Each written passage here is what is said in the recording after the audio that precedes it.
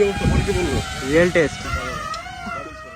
ভিডিওতে বাংলাদেশের অ্যাভিওরানা এবং একদল তরুণ উদ্যোক্তাদের তৈরি দ্রুতগতির রকেট এফপিভি বা হাই স্পিড ড্রোন ইন্টারসেপ্টর।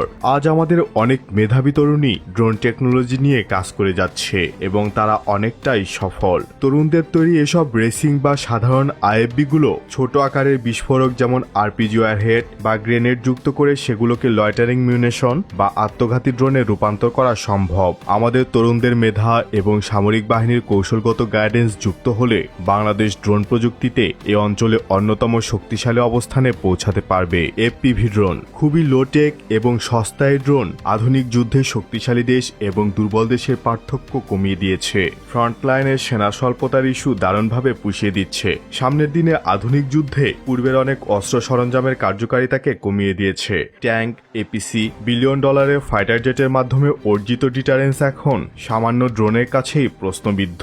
প্রচলিত ডিফেন্স অ্যাসেটের ওপর ভরসা করা নিয়ে দ্বিতীয় ভাবনা জরুরি। ইউক্রেন রাশিয়াকে নাকানি চুবানি খাওয়াতে পারছে যতটা দামি পশ্চিম অস্ত্রের জন্য, তার থেকে বেশি ড্রোনের জন্য। রাশিয়াও এর প্রয়োজনীয়তা বুঝতে পেরে বিভিন্ন পাল্লার ড্রোন সার্ভিসে আনতে চলেছে। ডিপ স্ট্রাইক, তেলক্ষেত্র, এনার্জি ইনফ্রাস্ট্রাকচার সবকিছু এখন ড্রোন ঝুঁকিতে।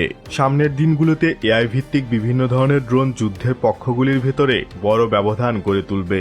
আর এটা মাথায় নিয়েই আমাদের ডিফেন্স স্ট্র্যাটেজি সাজানো প্রয়োজন। আপনার কি মনে হয় জানিয়ে দেবেন নিচের কমেন্ট বক্সে।